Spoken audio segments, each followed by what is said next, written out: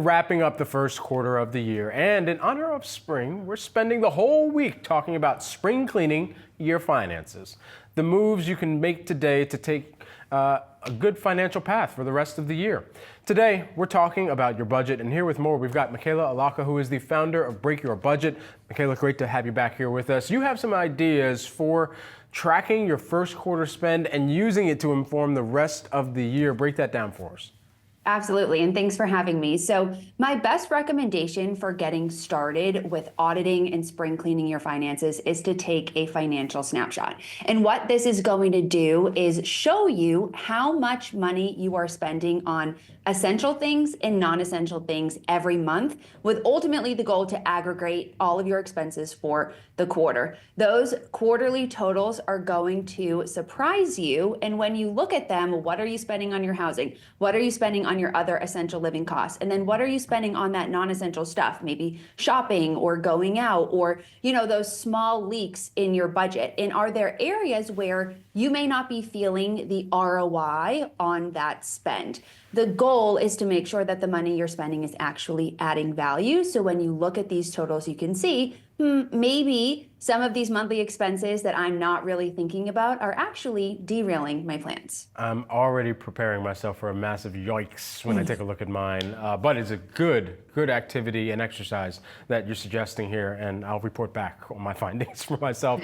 But I'm thinking about some subscriptions here as well that people might have. How do you know if you have too many or if they are actually useful to you?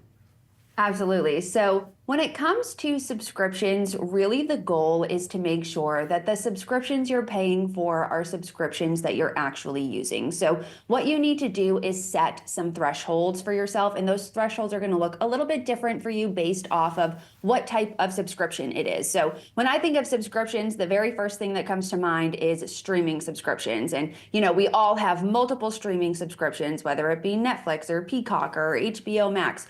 Which ones are you actually using multiple times a week? I actually just canceled one of mine because I realized I'm only using this maybe once or twice a month. Like, I'm not actually getting the ROI there. So for each subscription that you have, start counting how many times every week are you actually using it. And if you're not using it, 4 to 5 times a week, it may be something that you can cut out of your budget. And you can always go back and add it back in if you find that you're missing it. How can you be more cadenced as well in making sure that this is part of, once you've gone through the assessment of kind of doing the spring cleaning and looking back on what you spent in Q1 and using that for your forecasting for the future, how can you be more cadenced and bake it into a routine?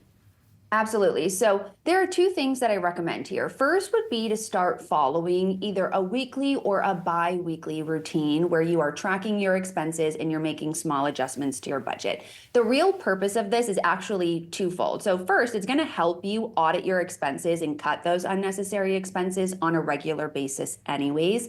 But the other thing it's going to help you with is understanding your cash flow.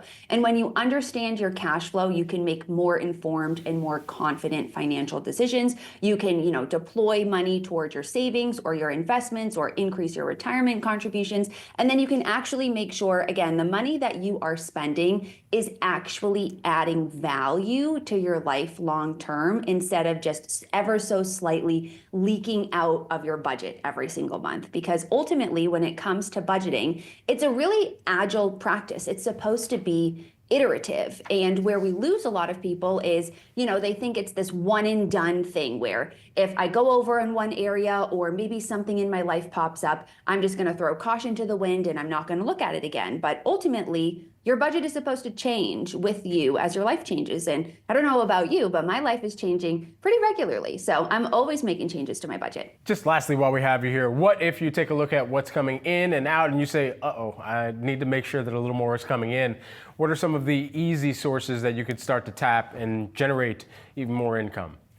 Absolutely. So the first thing that comes to mind, there are 2 cash back or, ways to increase your cash flow pretty quickly. One would be to make sure you have a high yield savings account for your savings. So with a high yield savings account, you can earn some extra cash on your savings already through earning higher interest on the money that's in that account. So that's a really quick way to start adding, maybe $50 to $100 a month, depending on how much money you have in that account. The other thing I would recommend you do is use cash back tools, the first that comes to mind for me is Rakuten. So for all of the shopping that you're already doing, when you use a tool like Rakuten, which you can just install with like your Google Chrome extension or via the app on your phone, you can earn cash back on the purchases you're already making, and they'll actually send you a quarterly check. And you can use that money for whatever you want. It's money that you are spending anyways, and you're just earning a little bit of extra on top of it. Some great advice there, Michela. Great to see you. Thanks so much for joining. Thank you.